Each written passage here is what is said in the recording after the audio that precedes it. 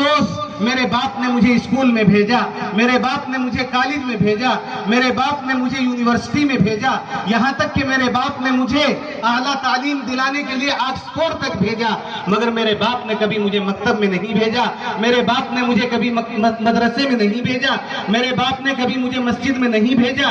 اگر میں مسجد میں جاتا، میں مکتب میں جاتا، میں مدرسے میں جاتا تو مجھے پتا ہوتا کہ نماز جنازہ کسے کہتے ہیں، جنازے کے اندر کیا دعا پڑھی جاتی ہے، تو میں بھی اپنے باپ کا جنازہ پڑھ لیتا۔ یقیناً اپنے باپ کا جنازہ نہ پڑھ کر کے اس بچے نے جو غلطی کی اس کی تو وہ غلطی ہے ہی، لیکن میں سمجھتا ہوں کہ اس سے زیادہ غلطی اس کے ماں باپ کی ہے جنہوں نے اس کو دینی تعلیم نہیں دلائی۔ اس لیے جو لوگ اپنے بچوں کو دنیا کی اعلیٰ تعلیم دلانا چاہتے ہیں ضرور دلائیں۔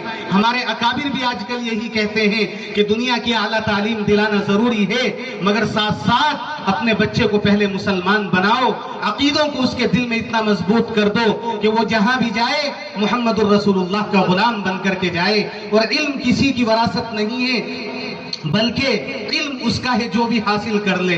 اگر مسلمان حاصل کرے گا تو یہ مسلمانوں کا ہے، اگر عیسائی حاصل کرے گا تو یہ عیسائیوں کا ہے، اگر یہودی حاصل کرے گا تو یہ یہودیوں کا ہے۔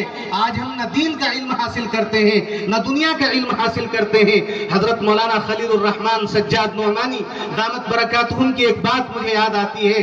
حضرت فرما رہے تھے کہ آخرت میں تو جو ہوگا وہ ہوگا، وہ ایک الگ مسئلہ ہے، لیکن دنیا کا نظام اللہ تبارک و تعالیٰ نے اسباب کے ساتھ جوڑا ہے۔ یہاں جو اسباب کو اختیار کرے گا اللہ اسے ترقی دے گا، اور جو اسباب کو اختیار نہیں کرے گا وہ چاہے سجدوں میں سر رگڑنے والا ہو، وہ چاہے ساری رات تہجد پہ تہجد پڑھتا ہو، وہ سارے دن صدقہ خیرات کرتا ہو، مگر اسے ترقی نہیں مل سکتی۔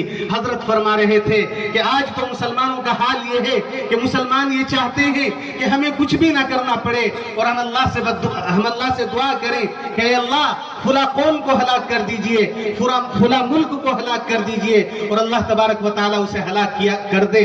ایسا نہیں ہوا کرتا۔ این خیالستو محالستو جنو، جب وہ اسباب اختیار کریں گے تو دنیا میں اللہ تبارک و تعالیٰ ان کو بھی ترقی عطا فرمائے گا۔ اور یہ علم جیسا کہ ابھی مفتی صاحب بتلا رہے تھے کہ جتنے بھی دنیاوی علوم ہیں ان سب کی ابتدا مسلمانوں سے ہوئی ہے، مگر آج ہمیں پتہ نہیں ہے۔ دنیا کے سائنسداں ان کو اپنی طرف منسوب کر کے پیش کرتے ہیں۔ جناب راحت اندوری کا ایک شعر مجھے اس موقع پہ یاد آتا ہے، اللہ تعالیٰ ان کو غریق رحمت فرمائے۔ وہ کہا کرتے تھے